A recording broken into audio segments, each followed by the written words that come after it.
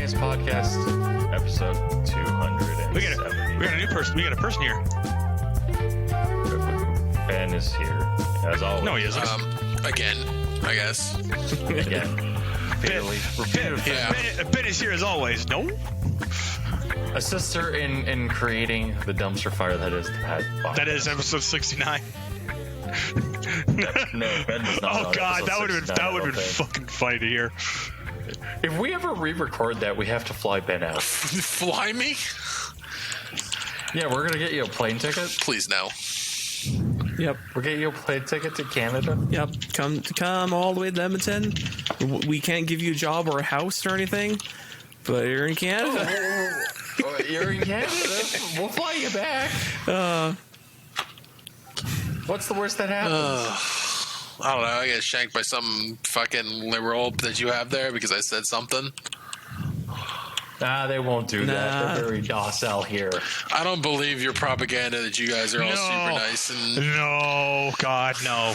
No, we're not super nice. Just don't say anything. If you come to Edmonton, don't say anything about Ben. T'Chuk and a hockey player named T'Chuk, and don't say anything about Connor McDavid being trash. Okay. Because if you do, I will punch you. Ben. Do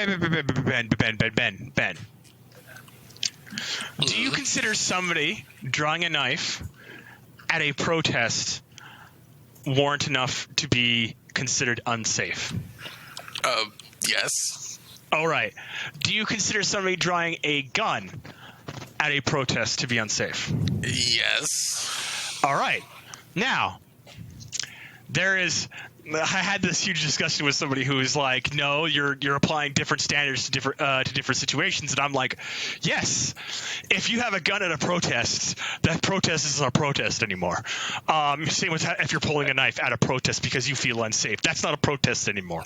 I mean, if you have the knife on your person, whatevs. If you have the gun on your person, whatever. Yeah, but if you're walking around with like your assault rifle in your hand with a round chambered at a protest. I mean, other than 2A protests, but that is an exception to the rule by like a massive margin. But no, we were getting a discussion and we were like trying to like. He brought up, it's like, well, how is somebody having a gun drawn safer than somebody having a knife drawn? And that was the argument we were getting into. And all right, you get to hear my response. Somebody drawing a knife has no safety precautions. And he's like, what do you mean? It's like a knife unsheathed has no safety switch, no chambering mechanism, nothing like that. It is now a knife. It is now, I can fall and I can hurt someone with this. Compared to a gun, which you can have. You have, and I actually had to bring up escalation factors into this too, because I carry a knife around with me everywhere now, except when I go to school. The moment you draw a knife, you immediately escalate to the situation to deadly force. There is no in between. It's knife is out, deadly force is now available to you. A gun, on the other hand, has two stages of de-escalation and then 2 stages of escalation before deadly force. And that is, if you're assuming it's concealed, and that's another big thing that we had a big discussion about. A concealed gun, so holstered on your hip or holstered in your jacket, you first have to draw the weapon. All right. Now the reason why this is just de-escalation is now you have drawn the weapon. You now show that you have deadly force on you, but because technically when you draw a weapon, it has to still have the safety on, and you have to chamber around. So you are still at non-lethal. I've now chambered around. The safety's still on. I'm still de-escalating, but now you know I have a fucking chambered round. Safety's off. That's assuming that that person doesn't just roll around with one chambered. Some people do that. I know. I actually, one of the guys in the chat that we were having a discussion was like, most people don't walk around with a chamber, and this guy just walked in. He's like, "Bruh, I walk around with one chamber," and I'm like, "And you're an idiot for it." And then I said, some people are fucking crazy like that. They'll chamber around and just leave it. I then explained where the thing goes back to escalation point of when the weapon was drawn. It's now safety's off, rounds chambered, it is drawn, And it's across your chest, because when you draw a pistol, you lay it across your chest, or you keep it down, point to the ground, away from people. Finger off the trigger. Finger is now on the trigger, means it's now dangerous. And the final stage of escalation is, I'm pointing at you. Which, by the way, everybody in the chat said, when the moment I said pointing at someone, they were like, yeah, no, the moment you point at someone, you are intending to shoot that thing. You do not point something like that at someone without the intention to shoot. And the guy was like, well, it's trying to compare, well, how is having a knife drawn the same as having a gun, not the same as having a gun drawn. And we were just like, we were going down all we were doing was just discussing safety, escalation, and the situation they were in. And he tried to bring in like lead pipes and stuff like that. And he was like, well, what if Antifa did this? Well, they're just doing self-defense. And he tried to bring self-defense to this. I'm like, no, no. And this guy is a Canadian who is a liberal who was trying to define that having a knife drawn is more safe than having a pistol drawn. And I'm just like, I think that there's two ways to look at this, but I'm not going to get into this because we should instead talk about something else. I needed to vent to Ben to understand that no, our liberals are just as retarded as up here as they are down there, just as our conservatives are just as retarded up here as they are down there. This is really the big problem is that the liberals up here have been infected by idiots from the South. And it's mainly Twitter's fault. So really we should be getting regulations for Twitter. That's all I'm saying. Yeah. What do you mean Twitter regulations? Explain this to me. I mean, regulating Twitter so they can't ban anyone anymore, so it becomes a dumpster fire and more closer to the internet as a whole. You have to hold them to the statement of they are a public forum or they're a publisher, because they've done that in courts. Like all of the bullshit that they keep pulling, where they're like, we don't think that people should be allowed in order to say stuff, and then they start making editorial comments and linking to articles. No, it gets to the point where it's like guys, you're being a publisher. No, okay, you're being a news organization at this point. No, okay. Jeff, this is the reason why I said they've done it before, where they've been in court and said they are either a public forum or they are a publisher. You need to nail them to it. If they say that they are a publisher, Twitter just dies. Twitter just dies because they can't verify every post that's made. Compared to public forum, which means whatever is said on the platform goes, and you can't censor it anymore.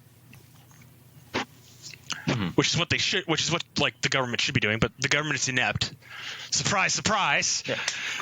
I swear I'm getting more libertarian every day I fucking hang out in some of these chats. The issue though is that if you declare Twitter a public forum, you then have to declare Facebook a public forum and YouTube a public forum. Yes, and that's a good thing. Yeah, and we want. I do believe that's a good thing, but at the same time, like, then that changes like the business aspects, and I don't think that they'll be able to continue you won't be able to continue the site anymore, because like once it becomes a public forum and there's not any kind of those like regulations or whatever, some like advertisers and stuff aren't going to want to do that or want to be on that anymore because there's no more control. I don't disagree with you, but at the same time I do, because before YouTube really got like really heavy on its regulation system, they had sponsors and publishing stuff like that, like well back before they had that problem.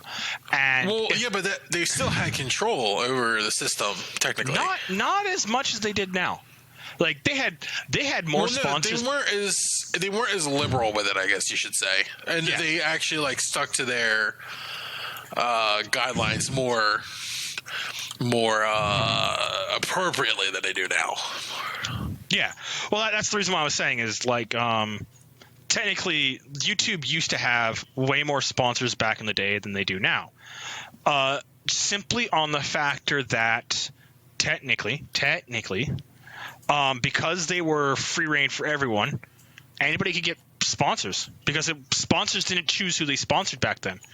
YouTube had an algorithm. Hey, this is who's getting this today.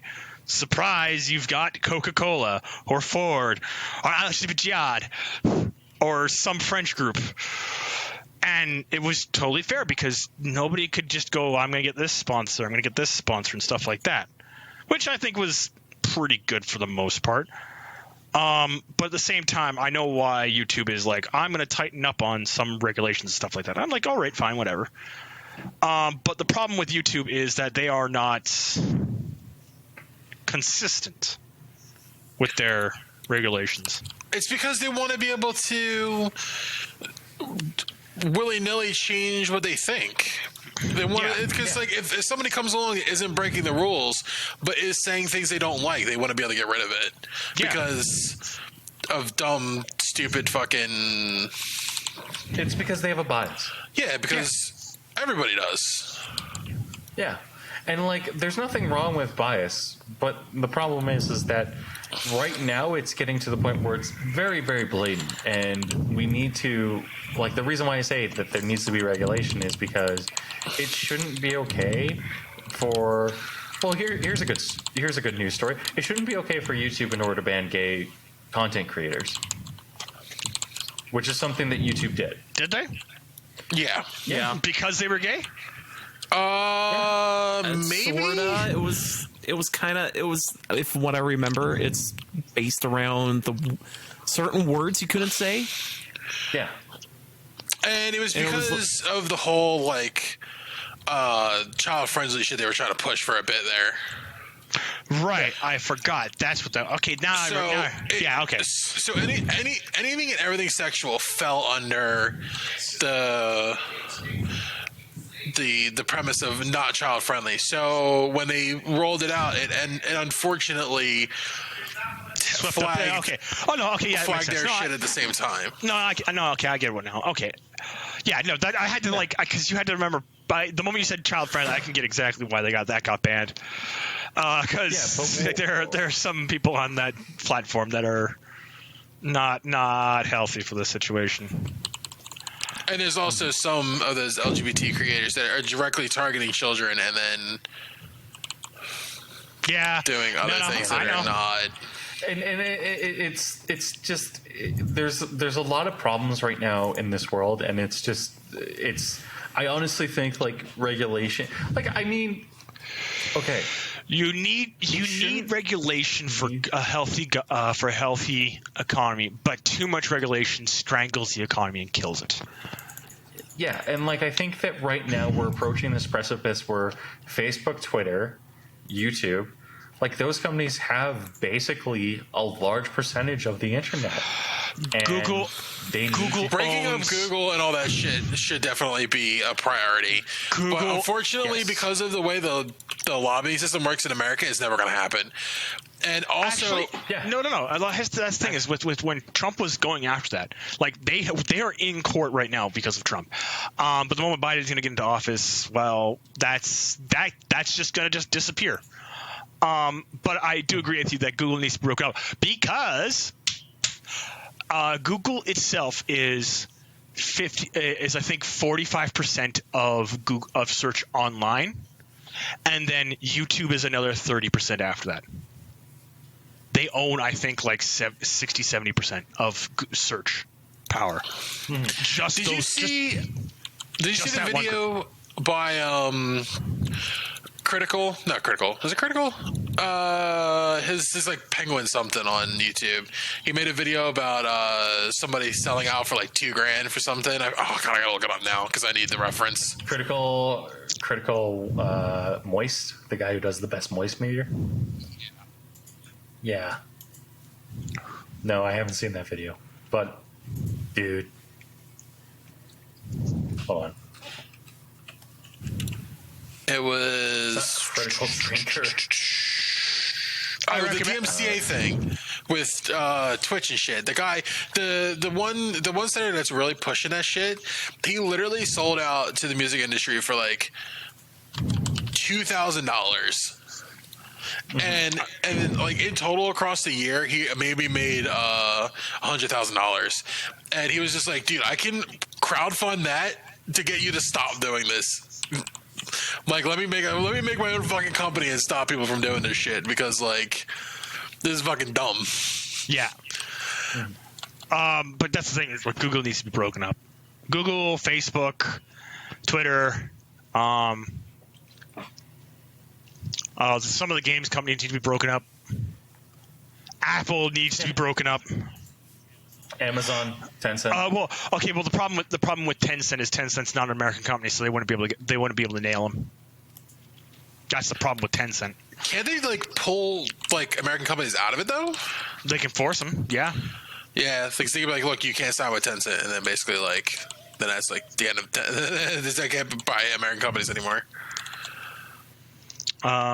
What else? What else happened? Well, we could talk about the greatest clusterfuck that happened this year. The hottest mess, you could say. The hottest mess. Oh, 2020. Actually, Doom titties. Stop. Doom no, titties. stop. Before we go any further, just so everyone knows, we're not recording next week. There will be no podcast for over the Christmas break or the New Year's because I want to fucking be away from these assholes for more than a week. I love you. I love you, Jeff. I love you, Josh. Fuck you. I like how Allan sits there and decides this. So no, let's change gears. Allan sucks. No. All right. It's fine to not have a podcast next week. Doesn't talk about it with the host at all. Yeah, well, I am right now. Dude, yeah, it could have been sooner, but whatever. Fuck it, we're doing it live. We're having this conversation now. Yeah. Also, Jeff got into an argument with me yesterday about contracts. I did. And I was just like, no, that's not how a contract works. And he's just like, what? No. Because this is the summarization of the argument. Is that I sat there and I admitted that I'm trying to pimp my good friend, and Josh has been there with this. We'll call him Noah's best friend, so that I can get a free 3090 for free. And Alan's sitting there saying, why are you doing this? And I said, because I deserve this, because I did some things in order to... I basically admitted to being a simp. His argument was he said that he would drive this person around if they bought him this, and then the friend also said, I get... No. I offered out of the graciousness of my heart, and then later...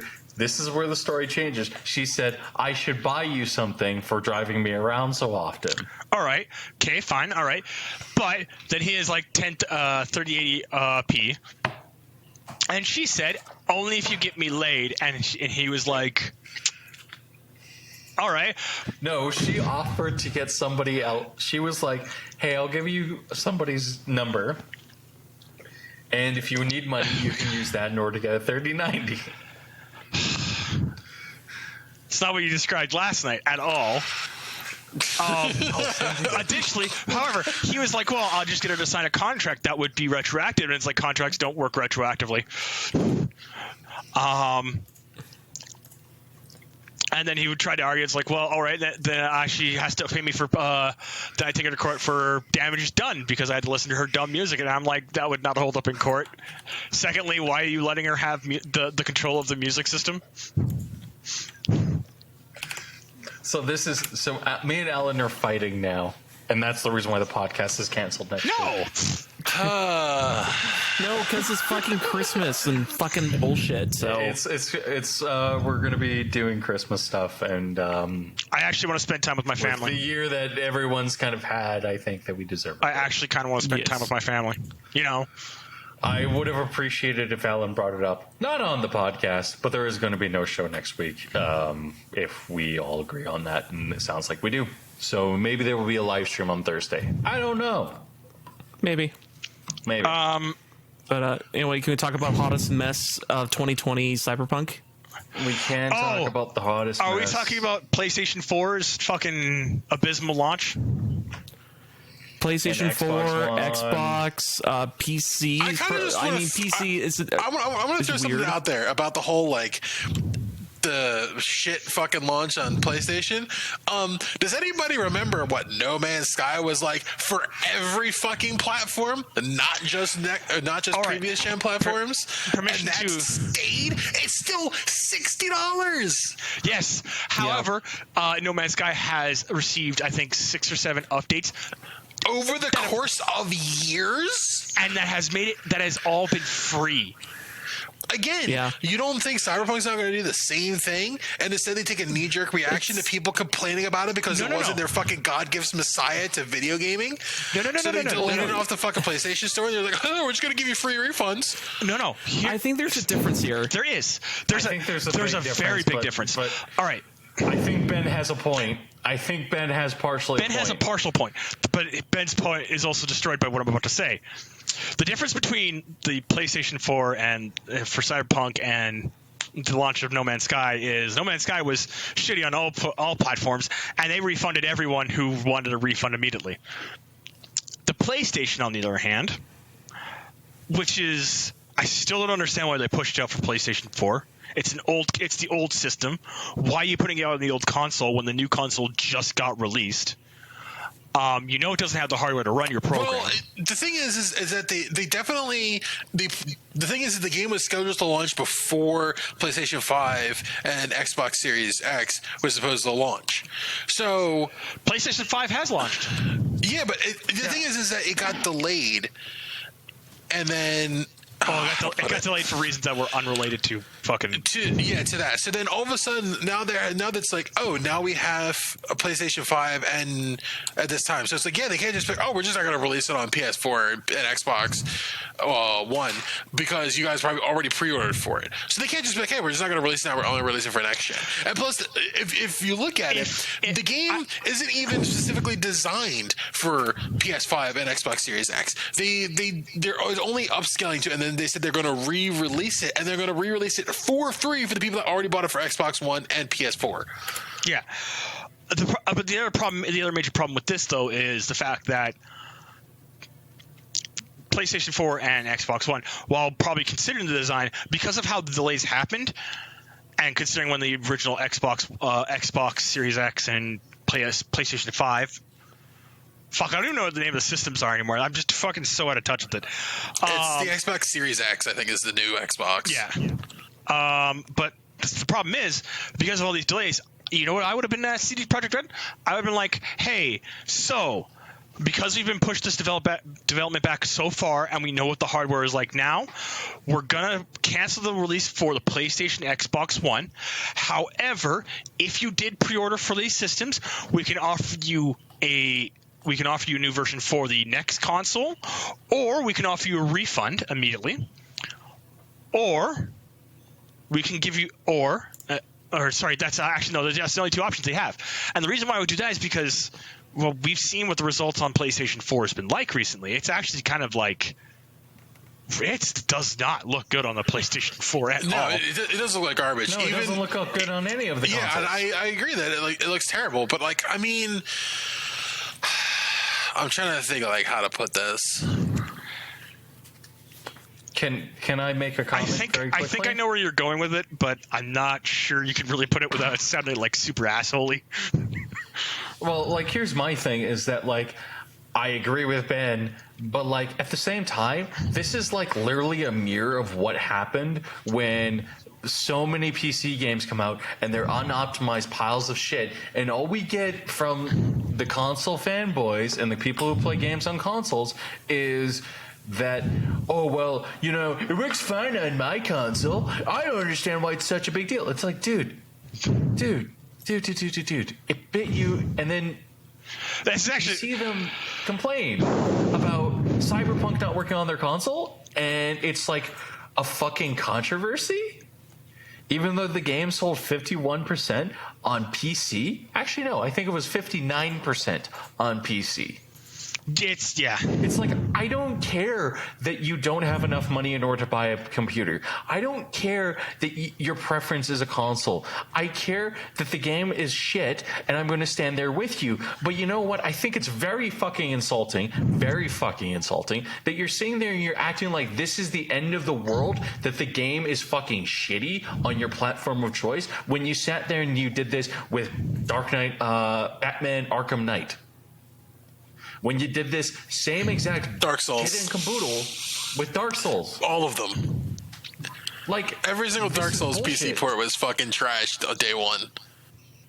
Can we all admit that has to stop? That we can't have unfinished crap, because games like Dark Souls never got really finished. Well, you can see that at least CD Projekt Red intended to try to release a functioning game, because they kept delaying it, and it's probably that they cracked under the pressure at this point, because you can see that there's a lot of half-baked things in Cyberpunk. Like, the AI is not completely fleshed out, and it's like they're probably using a placeholder AI for all the civilians and stuff, because if they start just giving all the AI the advanced AI that they have, your processor's gonna fucking explode. Oh, without and it's a doubt. just like, so like the thing is that they clearly the things that they promised probably are there, but they probably haven't optimized them enough yet so that your shit doesn't fucking explode. And they needed more time. And then they also got the virus happening, and so they all started working from home, so all that shit got fucking fucked up with that shit. So it pushed their timetable back. So then they kept delaying it, and then they realized what a massive undertaking that some of this stuff is, especially like since they're breaking into a new genre. Yeah, and it's just like that's the other major problem too, and like this is the reason why, like, as much as I'd like to agree with more, like they needed more time to cook, even I have to say, okay, it's been cooking for I'm worried it's gonna get overcooked, and now it's gonna end up like, you know, the other game that ended up being like in development for X number of years. Like they were in development for 7 years with this game too. 7 years. I also think that it's their first like AAA, and I'm using air quotes, release. You know, they weren't any company, and like when you stop and you think about it, when you think about what happened with Witcher on launch 2, Witcher was a fucking buggy mess as well. Witcher 2 is a buggy mess. All of them except for maybe, I think, even 3 didn't have the greatest PC launch but either. 3 was amazing, and so everyone gave it a pass. Yeah, that's the other thing. And like, Witcher on PC also didn't perform very well on other low spec PCs as well. So like they're pushing the limits of higher end hardware on PC, and then they're trying to convert that into the consoles again. And like when you're pushing limits on PC stuff with like, you know, the ray tracing and all the other shit, and then like you try and convert that into a console that's literally like the PS4 is like 2 gens behind the low spec computers. Like, of course it's gonna fucking look shit. Yeah. On top of that, even, that's the thing is, like, I haven't seen any of the Xbox One stuff because the Xbox One looks a lot better for sure. Yeah. Which is kind of funny. But then again, when the Xbox One and the Xbox One X came out, like when Xbox updates its console, it does iterative updates with its console. So you'll like have the Xbox One for I think 2 years, and then you'll have the Xbox Xbox One X or Xbox One S. X. And then there was the X, and now there is the Xbox Series X and Xbox Series S. Yeah, it's really weird. Here's the thing. It's just like, the Americans designing tanks. It's the M4 Sherman. All right, which version of the M4? The M4A1, M4A2, M4A3, A5, A6, the EZ8, the Jumbo, which is technically a fucking different tank, but isn't a tank. Oh my god. Yeah, it's definitely the hardware differences and the infrastructure and the systems differences. So like, yeah, PS4 games can look great. Obviously, we've seen Red Dead and God of War. Yeah, God of War, and what was there was another one, Horizon Zero Dawn. Like they all look absolutely amazing. Okay, Horizon Zero Dawn obviously looks way better on PC and 4K.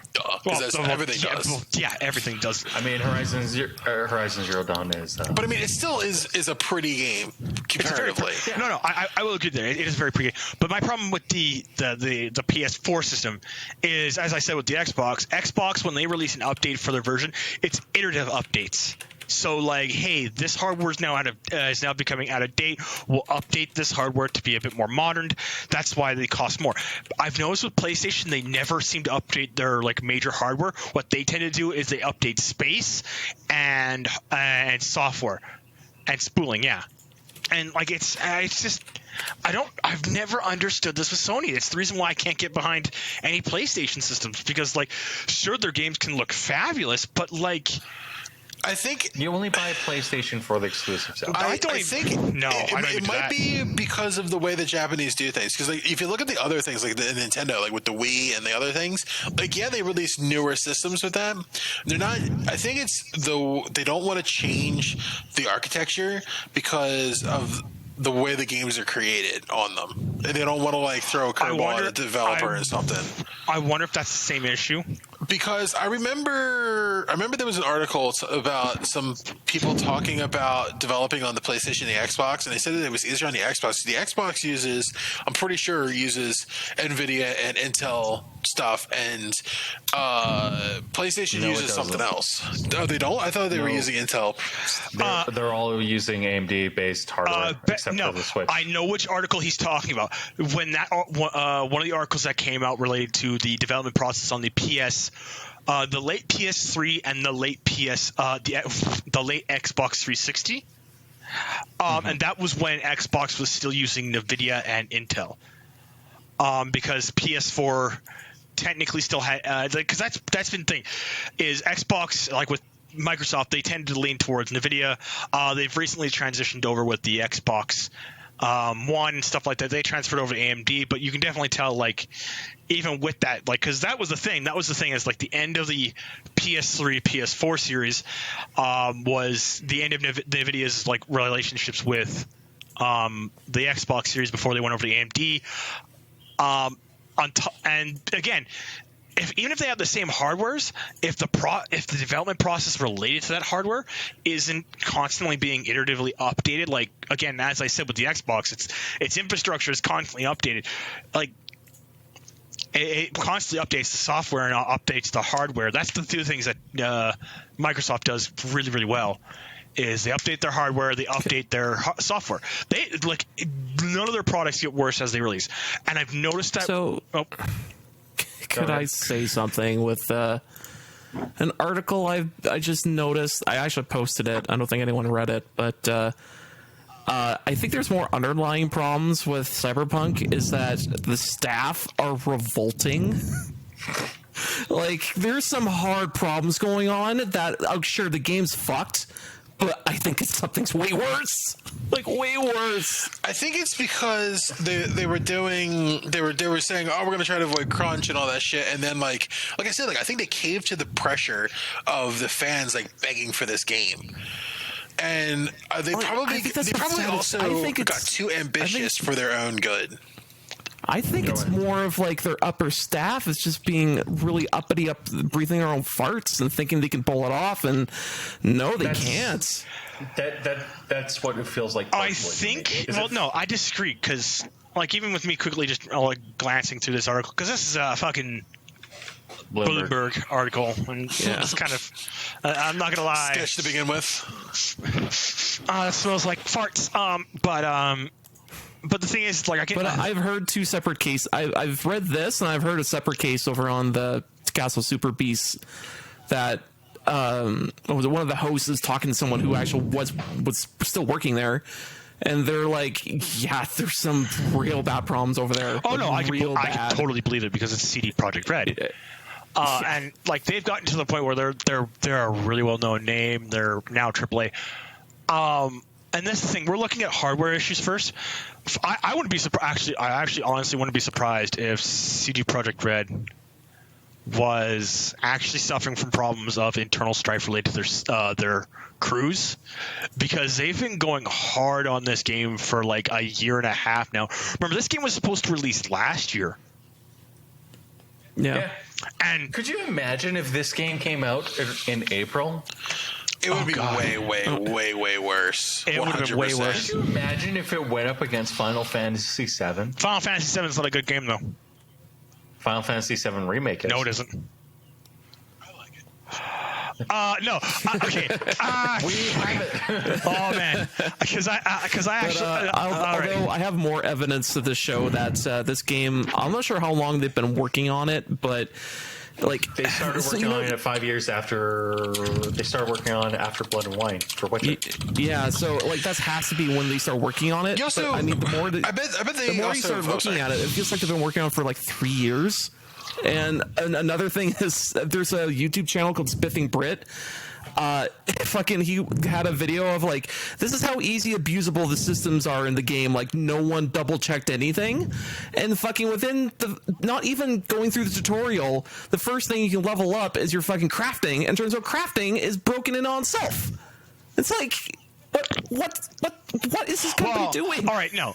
Here's the thing with Spiffing Brip. As much as I love him, he is a guy who just knows how to find exploits and then just fucking exploit them to hell and back. Yeah, but I mean, but if even like this stuff is so easy that he's pointing it out, it's like anyone can fucking like. Dozens of games can do that. He does this for every game he plays. The thing is that he's probably doing research online.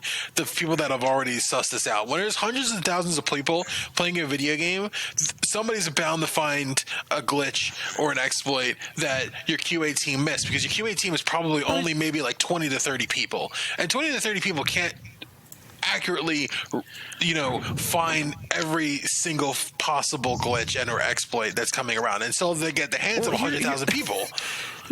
But the thing is, these exploits are literally things on the tree that you use to grow your character. And I don't think it's... Like, is that an exploit or is that a design decision? I don't know anymore. I actually think Cyberpunk is undertuned in difficulty, because I'm seeing a lot of people are just like, if you start getting over leveled in the game, it becomes absolutely trivial. And even if once you fill out the tree and you get not even legendary items, just epic items, you hit a point where if you have a semi-competent build, the game is trivial on the hardest difficulty. And I think it's just that they undertune the game, because it's one of those like, do you overtune it to the point where like, nobody plays it, or do you undertune it to where everybody can play it? And I think that they went for the undertune method. They probably were like playing it internally, were like, the average person at this point will be like, oh, the average gamer on a controller can probably do this. But then like you come to PC where like we play shooters with mouse and keyboard and it's very easy for us to aim. It's like the game is undertuned for us because we're used to a harder challenge, because games on PC are designed for the fact that like we can aim way better than most people. On top of that, the other major problem with like this argument, and I'm not going to lie, Josh, it's a fair argument, but at the same time, with Spiffing Brit and people finding like a semi-competent build, and that's the thing, is a semi-competent build. I play games like Total Warhammer, and I know how to break my game. You just do doom stacks, and literally they haven't been fixed. A good example is Pirate Coves. But the thing is it's like, you have to get to late game. It's like, it's not hard getting to late game with certain factions. And one of the factions that has that doom stack capability, that of the pirate faction, is just, hey, I've got my lord, I've got a single hero character, and then I've got 18 walking ships. Crab people. Not even crabs, like the walking, the necroflex ships. Yeah, I mean you can doom stack with the crabs though, which is funny. Yeah, but when you do stack the crabs, you're fucking giggling the whole way. I know. But like that's the funny part. With the necroflex ships, like that is the doom stack to use, because it's just so much more effective than the crabs. Empire, you can do a full like 15 stack of Hellstorm launchers, 4 spearmen, just to like create a buffer, and then your lord. That's a doom stack. It's not hard to exploit a game once you know and understand how the mechanics work. It's the reason. But the problem with this is that, because I agree with Josh partially, is it feels like as if CD Projekt Red right now was overworked when they said that they weren't going to do crunch, and it feels like as if the gaming community has some partial blame in that stance. I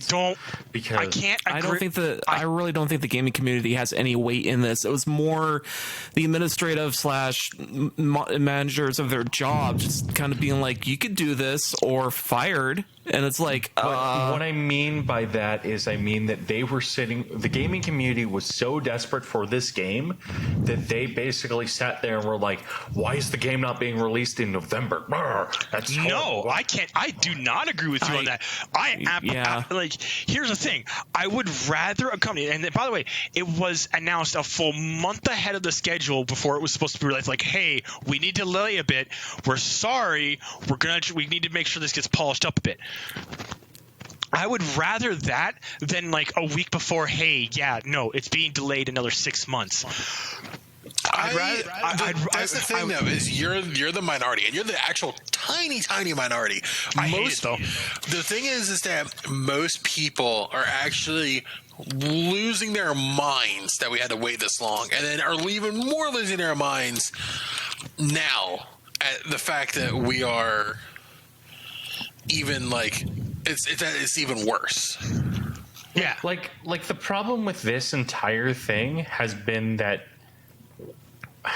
the problem with this entire situation is that the game is fine. It is buggy, but it's fine. It is serviceable. There's ways that we can improve it. It just takes time. This is the reason why I didn't buy the game on launch, because I've noticed this with a lot of the more recent games recently is they tend to have problems, and I really do. I actually agree with more with Ben, where like again their QA team might have been like maybe 100 people. And this is CD Projekt Red, so I can actually see them having a QA team of 100 people. Yeah, they're probably still expanding from their success from Witcher. So the thing is that they probably expanded working on Cyberpunk, and since they're only producing one game, Witcher can only bring in so much money. They're probably reaching the point to where they need the Cyberpunk money at this point to continue developing Cyberpunk, because they've been doing it for so long and they haven't had anything else. And they're probably running out of Witcher money because they probably expanded their staff on the Witcher money, and then they expanded their QA team because it probably went from like 20 to 30 people to probably 100 people, and then now they're being more ambitious, using a newer, I guess, engine. No, a brand new engine, because I think they developed the engine for this game.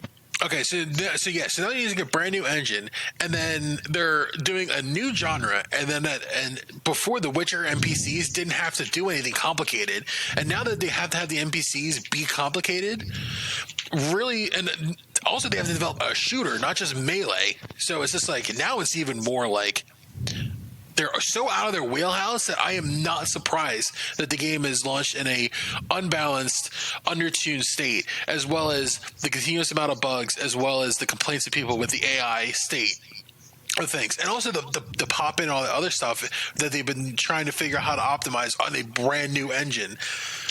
Yeah, actually, I just found out it's technically the engine for Red Engine 4, which is CD Projekt Red's personal engine. But again, this is the fourth iteration, and this is the first game on it. So they had to iterate the new from Red Engine 3 to 4, and then they had to develop a game out from there to this, with a very complicated AI, which is, I think their major problem is their AI, and their difficulty curve is the other problem. But yeah, I'm 100% sure that the AI is not on. I'm pretty sure that they put in a placeholder for most of their AI. Like, there's no way that this is the AI that they foresaw that they wanted to begin with, because they were talking about how AI will actually like have they were talking like Oblivion levels of AI, and right now it's not even close. Not even close. So it has to be a placeholder. There's no way this is the actual AI. And that's the reason why I think what they're going to end up having to do is they're going to be patching in like some of the things that they need to get fixed. And I think that's why they did the launch now rather than mid-January, because I actually would have been. Here's the thing, like, and this is the reason why I'm waiting to like buy in January. Is like now they're going to come back from the Christmas break because they're Polish. They're taking holidays. They're going to go off on holidays. They're going to come back, and they're going to attack their problems, because now they're going to have 2 weeks worth of lists of information that they can use. They can go back and go, all right, we know what we have to fix. Go fix it. That's the same thing what they did with Witcher 3. Actually, now that I think about it, Witcher 3 came out and it was buggy, but it wasn't like it didn't seem unpolished. It just seemed buggy. And I think that's more because of the engine problem. This is now the engine and the AI problem is what I've noticed. This is the and to tell you, can we go back a little bit earlier in the conversation when we were talking about No Man's Sky? Okay, so here's the thing: is that I hope to God that CD Projekt Red fixes this game. I bought it. I've gone through maybe about 10 minutes of the game. Oh, they're gonna they're gonna fix the fuck out of this game. This thing, but like. This is still not as bad as Fallout 76 and Fallout 4. No Man's Sky. This is actually a better launch of Fallout 4 in my opinion. Yeah. I would argue No Man's Sky was just overhyped. This is the same No problem. Man's Sky is No, all right, no. No Man's Sky had two problems.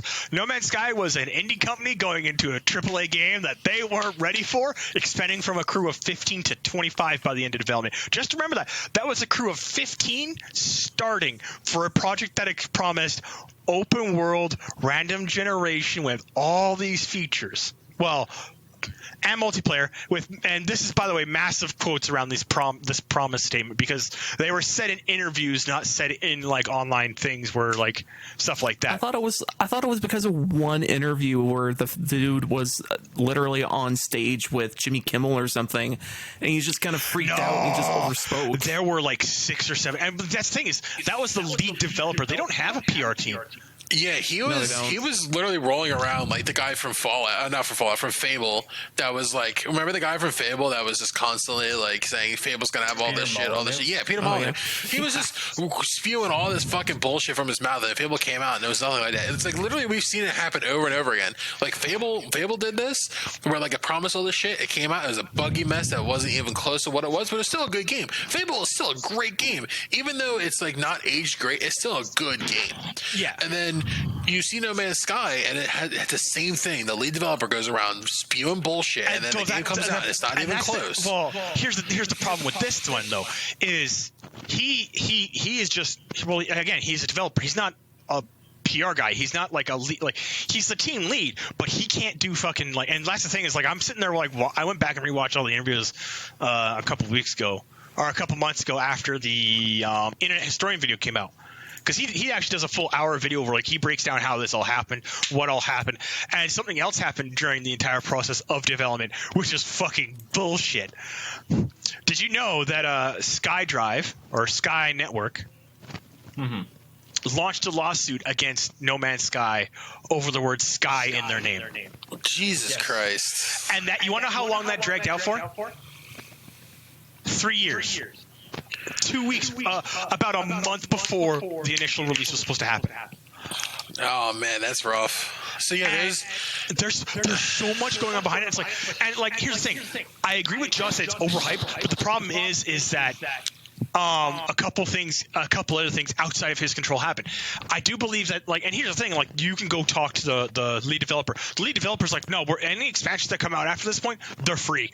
We're just focusing on fixing the game and getting it to the point that we've made comments about, like, and they've actually put in things that they never promised at this point. Like, yeah, that's probably why the game is still so expensive. But I think $60 is still far too much for that game. Far too much. I would love to see it go down to 40. Because I think it's that point where it should be down. Like, it's been out for what, 4 years now? I think $34.99 is the price point for that game. That's the price point I'm willing to pay for that, because that's about the same level as like an indie survival game like Age of Conan and that kind of stuff. That's on the pretty much same level as that I'm willing to pay that kind of money for. Like the fact that Ark is still like also like expensive as balls. Yeah, but they're putting out a new one. That's Ark though. I'm just saying. I'm drawing comparisons to games. Well, like Ark has the same troubled history that No Man's Sky does, but they took it in a completely different way and they fucked it up even more. Yeah, but that's the thing is like No Man's Sky, and this is the reason why I think No Man's Sky did better than like Fallout 76 and Fallout 4. Is because the team actually were like, no, we want to give you guys a good game experience. And they've actually like the people have interviewed him after it. He's like, no, I thought the press would actually like temper people's expectation. I didn't know how the press worked, and I was so horrified when I found out as I was going along that I should have just stopped talking. Like he said that in an interview. He's like, yeah, no, if you're talking to the press, don't make any comments that sound remotely like a promise or a statement of fact. Don't do that. That is a bad life choice.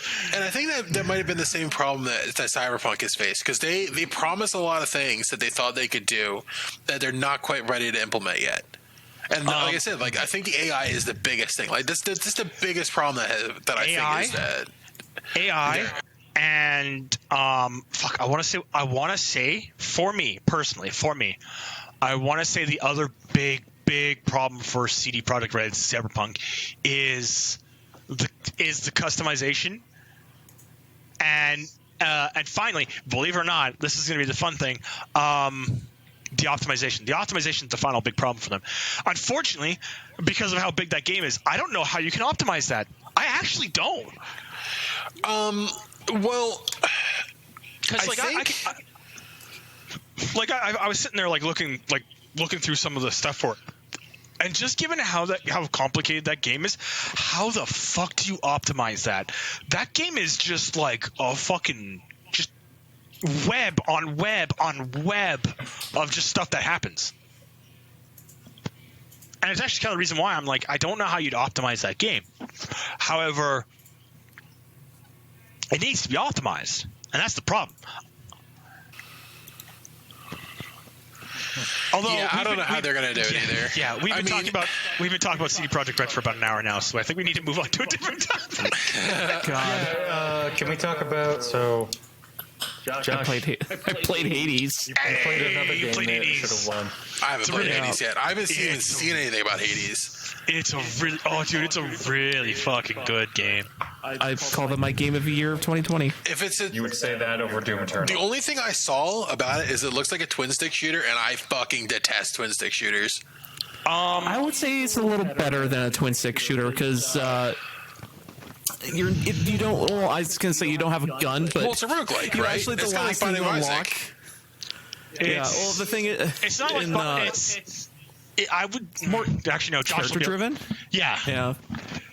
Like there's a full overarching story. There's characters you interact with. There's different weapons you take out from the start. You don't get to like everything about this game is how do I put it? It's an action game.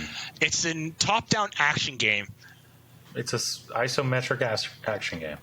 Yeah, actually, that's the best way to describe it. You could probably give it words twin stick shooter, but at the same time, I don't think twin stick shooter would work for it. No, I would say it's more. I would say Diablo-esque, but it's way more action. I'm not into this. That's the problem. When it comes to my ARPGs, I'm pretty much only like Path of Exile for the top-down stuff. I don't like anything that's like, how to put it, action paced. God, what was that game called? It's gonna bug me now because I don't remember this fucking old ass game's name that I played when I was fucking like 12.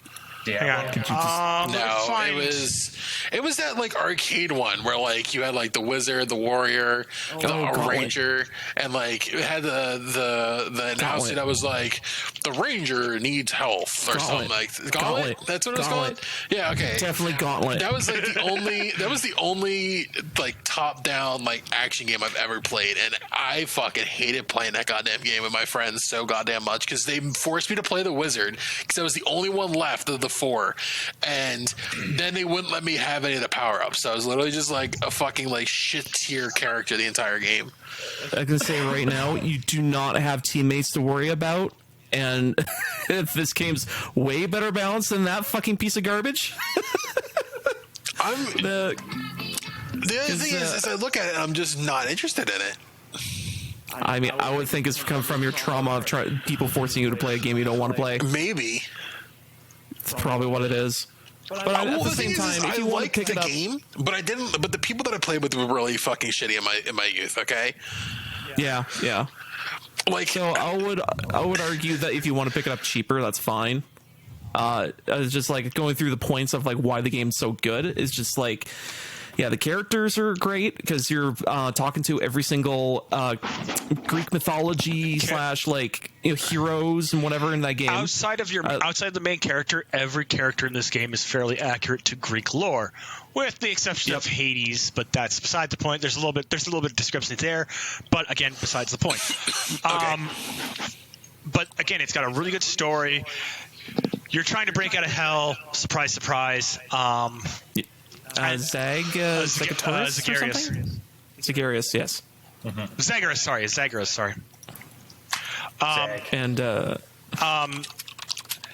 And you start off with a sword, so you have close melee attacks. Then you get like a spear, a shield, which you can just throw around like Captain America style. You get spear, bow and arrow, crossbow. You get gauntlets. You get gauntlets that you box like a boxer and do uppercuts. And the last weapon you get is a gun. Literally a gun. It's a gun with a grenade launcher YA special. Which, funny thing is, every time you defeat a boss or go to a boss with that weapon, they go, "How in the fuck did you get a gun?" That's awesome. It's just like, that's good. That's so good. Naughty la fuck? Where did you find that?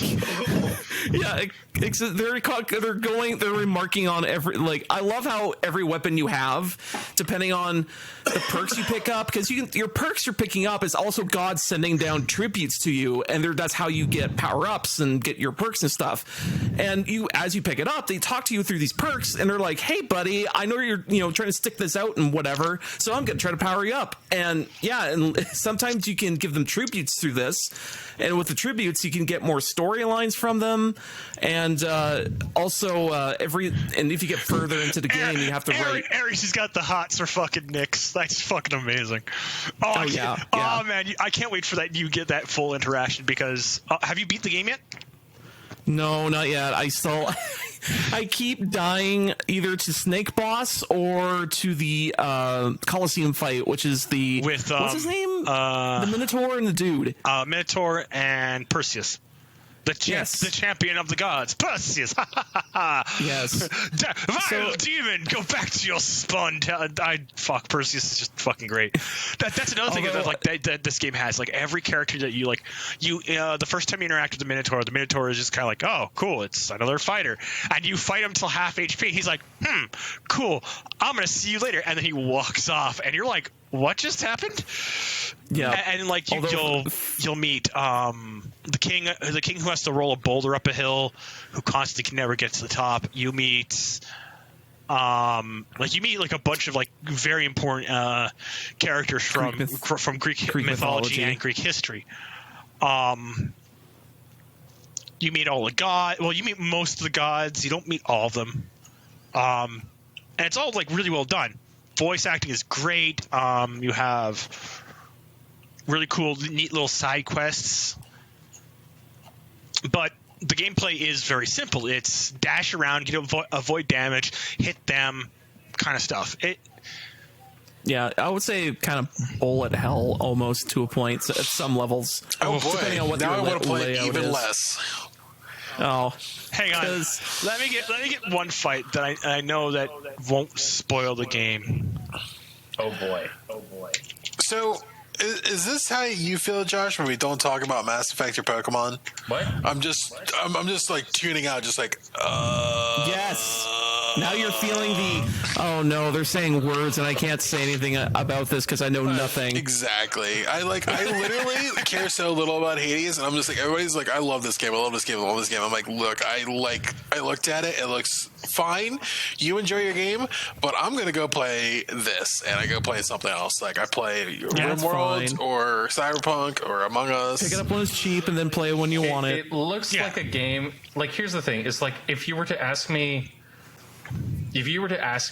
what game I actually was very upset when it was Epic Game exclusive, it was Outer Worlds. Should clarify this, but everyone recommended the Epic Game Store for me just for this game, and I said I would not touch that. Yeah. And I was like, no, I'll wait, and now it's out, and it's like I can play it on Steam. I should wait because like right now it's like what? $60. $60? Hold on, let's look it up. Hades. It's $28.99. Oh, Hades. Sorry, no, I thought you meant Outer Worlds. No, Hades is. Yeah, Hades was exclusive for the Epic Game Store for their early release, or no, what's it called? Their they've released it early, but it was still being worked on. So they're like, well, we It's released it early, it was early over early here, but access. when it's finally done, it'll be released everywhere. Yeah. Which is like, that's a lot better, because I'm like, I always have the or always have my mentality of like, I'll buy it when you say it's done, because I'm like, if I get it now, I'll be burned out by like the time that's fully released. So I'd just be like, I won't want to play it But then. it was funny watching like all my friends who were really big Epic Game Store shills sitting there saying that this game is worth it, and now it's out, and like I'm kind of interested and I kind of want to pick it up because I like Supergiant games, and this seems like something a lot similar to Bastion a little bit. Yep. That's actually a fair comparison. It's Bastion. Yeah, I'd say Bastion. Yeah. I was gonna say, if you ever played Bastion, I would say it's pretty similar to that. Well, no, I definitely don't want to play it because I did not enjoy Bastion. Did, but everyone come has different on. kills, so. Come on. I mean, I know you're a different person. You have your own opinion, but come on. I just didn't like it. I literally played it for 15 minutes and was like, this game is just not for me, and I just deleted it. Fair. That's a big I mean, there are some games that I just start up, I start playing them, I'm just like, this game is not for me, and I just turn it off. And those kind of games are just not for me. Oh yeah, no, that's fair. That's like fine. That's like me with certain, like with RPGs. Like that's the reason why I'm very hesitant at getting into like getting Cyberpunk, because I know it's an RPG as well. And I know for a fact that as much as I like my games Skyrim and Fallout 3 and stuff like that, What is it that you don't like about RPGs? I just can't get into them. I don't know why. Like, and I'm wondering if it's because I did my I wonder if my RPG burnout happened because I did my big RPG stints back when I was just getting out of high school with Mass Effect and Skyrim and Fallout 3 and stuff like that, where I did those sprints with those games, and I kind of just burnt out because of it. And like, that's the thing is like then again, I also primarily play grand strategy RTS, turn-based games and stuff like that. Like I love, like, Companies of Heroes is my bread and butter. Warhammer Total War, Stellaris, Hearts of Iron. Those are my big go-to games to just unwind. And I know want to play Stellaris more, but yeah, as much as I like Stellaris, even I'm like, yeah, getting into the game is a little bit of an expensive curve. I have to keep buying expansions, and every time I buy an expansion, they put out a new one. I'm just like, God fucking damn it, dude! I just bought one. I know. That's my only complaint about Stellaris, and that's more because of their design philosophy. And I hate that design philosophy, but I understand why the design philosophy is there. I do like that they implement some of it into the base game. So no matter what, you're getting some of it. But like the fact that like I like playing diplomatically, and they put out the big diplomatic one, and I don't even get half of it. I have to buy a fucking thing to do anything with federations, and I'm just like, God fucking damn it. Yeah, that's not wrong. The big one for me is the fact that for me is related more to the fact that Paradox has this problem of they release a game that's, again, Stellaris on release was actually a fairly solid game, but it was missing some things, and you could tell. Like, you could be like late game, and there's nothing to do late game. The moment you hit battleships, you were like, and I've basically beat the game. If you can get there. Oh well, if you get even like when I did my couple playthroughs where I would start to dominate the galaxy, I'd hit battleships and I'd be like, and the game is mine now, because I'd be so far ahead of so many other factions, except for Fallen Empires, which I fucking hate. But that's my own different thing. But the problem is, another major problem is, when they do release their updates, they do release some of the small stuff, but the big things are the things you are in the game, and you're just like, I need it for Federation stuff. I play Federation. I need the Federation expansion. I like playing with orbital stations, but most orbital station stuff is in Megacorps. Fuck. All right. I want to play with some of the new ring worlds and stuff like that. That's all in sort of stuff like that, and I have no problem with it. but at the same time, I can get why people aren't exactly happy about it. It's the same thing with me with my Hearts of Iron stuff.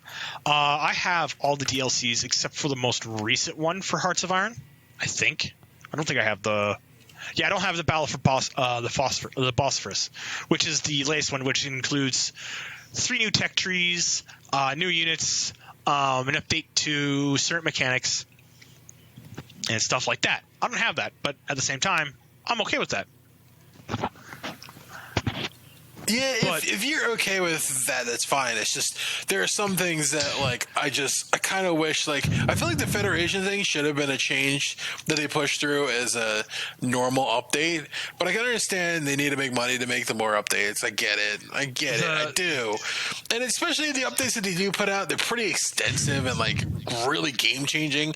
So most of them, like Megacorps, is kind of if you play Megacorps, and AI can't even play Megacorps properly. So it's like. Megacorps is the only one I'm kind of like, whatever. I have it because I like Megacorps, because I like playing Megacorps. I think playing Megacorps is hella fun. You are the opposite of me. God, man, I'm not a warmonger. That's not my thing. yeah, that's the opposite of me. I love to conquer. Yeah, no. Although what I do is I conquer in stages, so I'll conquer like, your empire has this one planetoid that just connects the rest of your empire, and if you lose it, you lose your empire. 4 goals on that. Yeah, I'm definitely fanatic xenophile pacifist.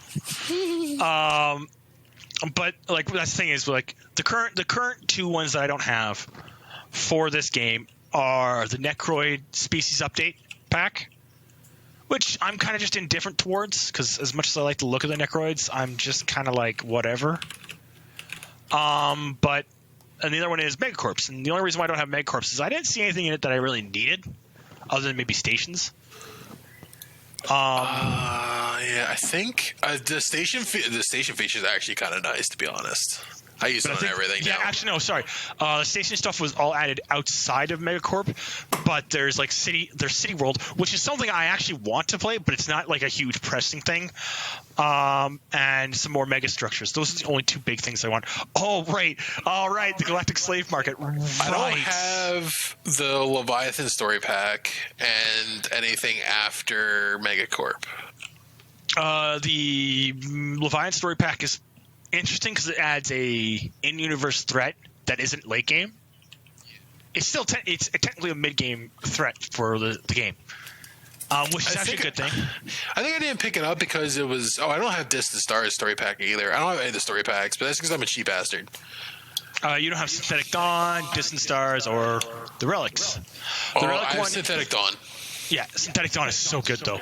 That's because I was like, I had this kick of like playing Synthetic, so I bought Synthetic Dawn. So that's the reason I bought it. But I have Utopia, Apocalypse, and Megacorps. And the thing is, though, I wanted to build like the super weapons and like Doomsday shit, but I can't. I never get to end game. I make my game too hard. And I'm too bad at it. Here's the opposite of my problem. I can get there, and then I just won't have any targets to use it on. Yeah, I can't get there. It's really hard. I have a problem. One of the another major things for like, I'm going to go back to Hades because that's what we were talking about. This is going to be like this is going to be the Ben and Allan show this week. Or we can go in a completely different direction and talk about Twitch and how they banned Sims, incels, and virgins. Right. So there's one word there missing. Did you know that those words? Are you ready for this? I'm gonna post it in the Discord. God, I don't know how I feel about this. Yeah. So usage of simp has doubled since the new Twitch ban, since the new TOS. So half the websites now. Good job, guys. Destroyed. Now.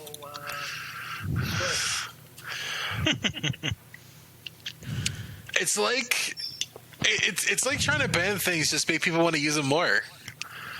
Yeah, it's the same thing as like I don't know, like it's like saying it's like saying the gamer word.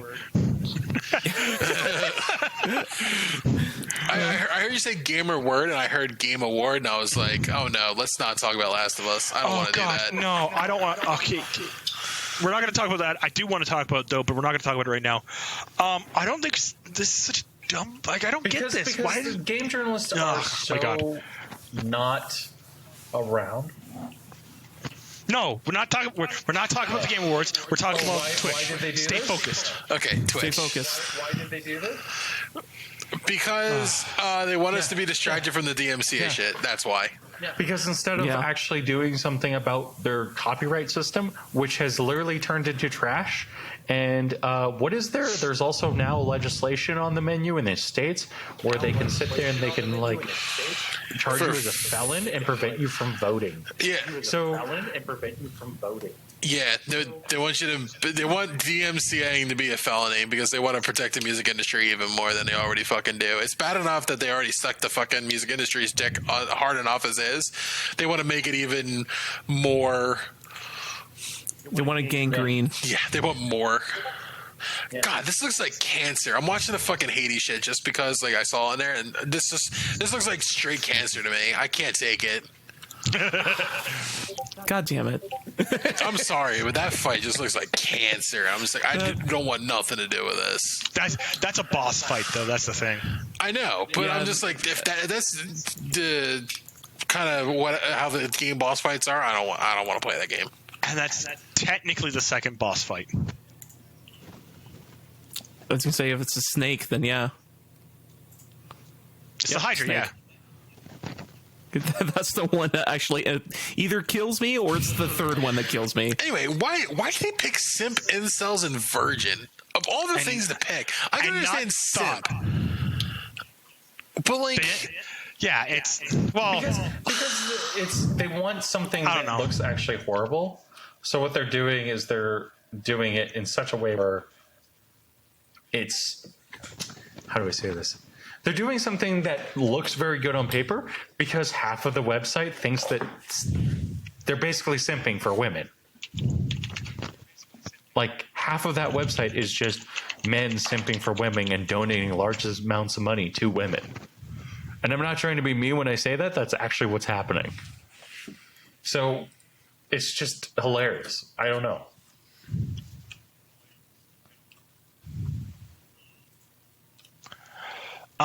What else?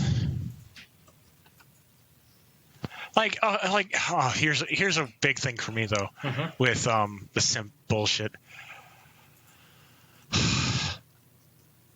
The major problem for me with the simp stuff is that it just kind of like it doesn't. It's make out sense. of left field, and I know it's to cover up for the DMCA bullshit. Oh man, that's cancer too. God, I want to talk about the other thing that's kind of related to this, but I don't want to jump on it. It's related to like what happened with Pornhub just this week. Oh yeah, that shit. Yeah, they kind of just nuked it because it's the easiest solution. No. Okay, so the thing is these articles made claims. And because this is technically a Canadian company, they're like, well, yeah, no, we're working as we find these videos, we are deleting them as fast as we can. But because we have no guarantee on what people are posting, we can't catch everything all the time immediately. It takes some time because that was the thing is like you can post whatever you want on this site because guess what? It's technically a free site. They then changed to just only being verified people allowed to post, which isn't even true, by the way. Pornhub people, specifically Pornhub posters, like people who are like backed by Pornhub, you can't even find some of their videos anymore. And then a day later, Visa and MasterCard were like, yeah, no, we're just pulling out anyways. Fuck you. They did all this, just all this like this big like removal of videos and stuff like that, which they aren't even removed. They're all down under evaluation currently. They did this just to make sure that they didn't lose their backers, like Visa and. God, how did that work out? I feel like that those companies shouldn't be able to do that because They shouldn't. because MasterCard, Visa, and PayPal all basically said fuck. What was it was the PayPal alternative? Subscribestar? Yep. And basically killed the company because they have a deal with Patreon. It's like that. I feel like you should not be allowed to deny people where they spend their money. 100%. Flat out. Just none of that. Oh, I agree. That is fucking some like corporate cyberpunk bullshit. Yeah, that's literally cyberpunk bullshit, and I guess that would be like corporate fascism is the best description in my opinion. It actually is. This is the reason why like cyberpunk is a thing. Yeah, so I it's corporate fascism, and it's like again, and then we can look to Twitch with the DMCA claims and bullshit, and being like,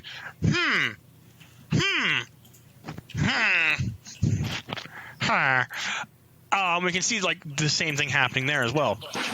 The fact that like they're just blatantly ignoring like fair use and other things that are supposed to protect people from these DMCA claims too is just like ridiculous. Like you can't even hum a song. You can't just like sing a song because like that's technically transformative under the technicality of it all. And they're just like, no, we're just gonna ignore that. We're just gonna give you a felony charge instead because fuck you. Yeah, no, it's getting absurd down there. I'm just like, what the fuck? But that's the thing is with Twitch. I like how you say down there, and I'm just like, what do you mean down there? Mexico? And I'm like, oh, wait, that's right. So, yeah. I'm a Canuck. It's just, Welcome it's to the just Canada so show. fucked We're up talking about right now Canada. because it's like a lot of these things are just happening all at the same time. And it's like, again, Visa and MasterCard are acting like pieces of shit. They shut down one of my favorite creators because he wasn't playing ball with Patreon. So he sat there and he was like, hey, I'm going to start a company called New Project 2, and it's going to give you 100% of everything that you own. So Dick, his name's Dick Masterson. He's kind of like a internet person, crazed individual. Yes, I love him. He's an asshole. I love him. I'm not wrong. He's an asshole. But Yeah. I know. I'm not.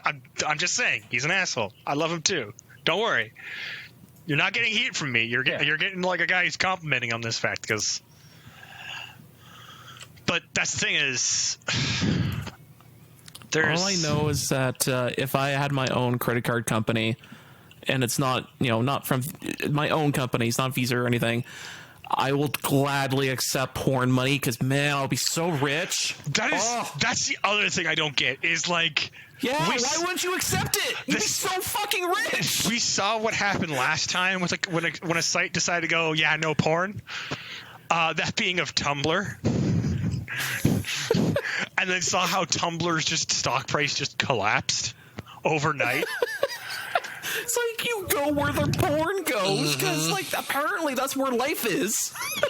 People want their porn. Fuck off and leave them alone. I honestly don't understand some of these things. It just doesn't make any sense to me. I know, it doesn't make sense to me either, dude. It's like you want money, but instead of like...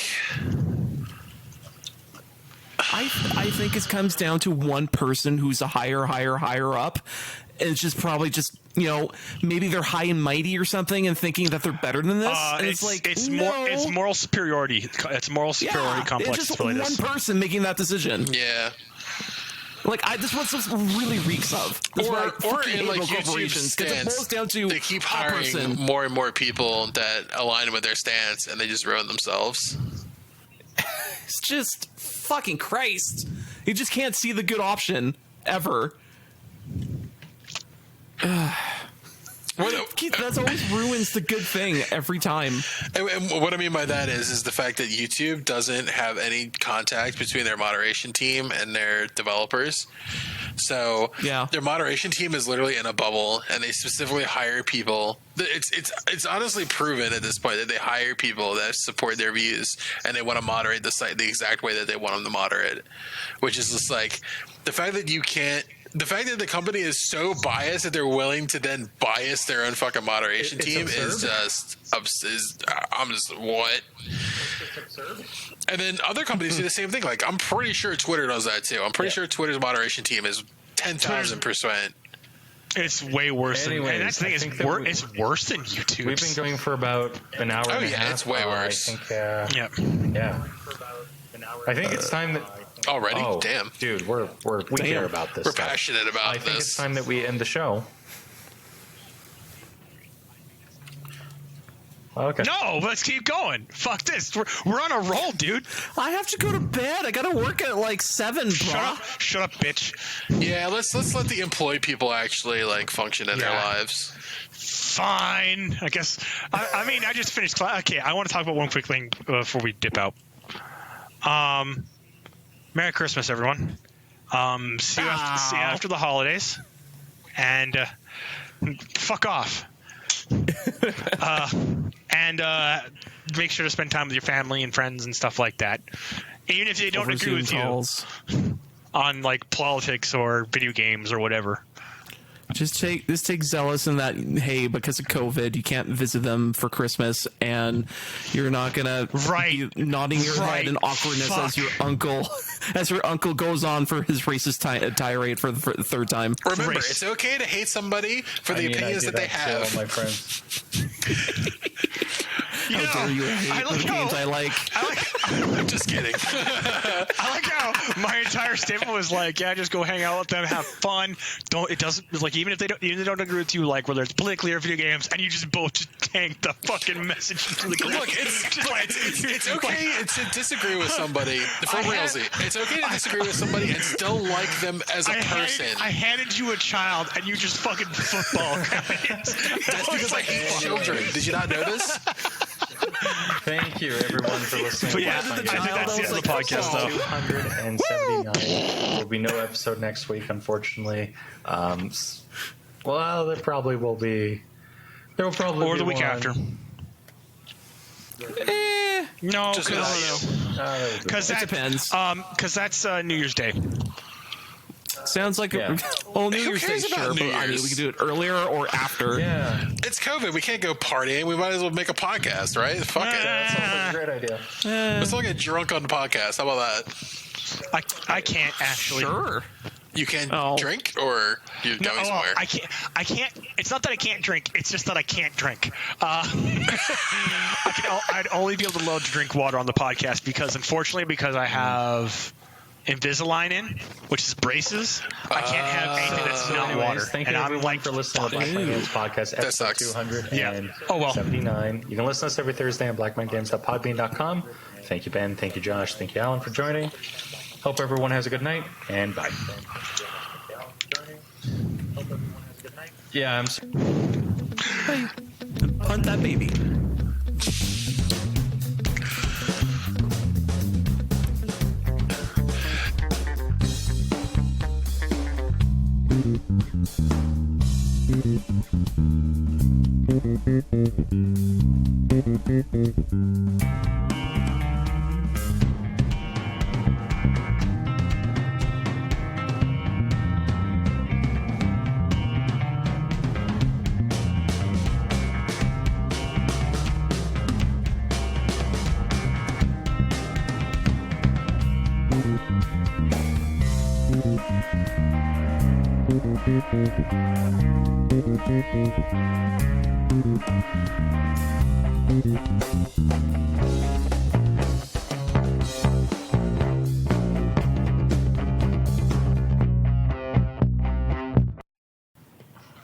Okay, so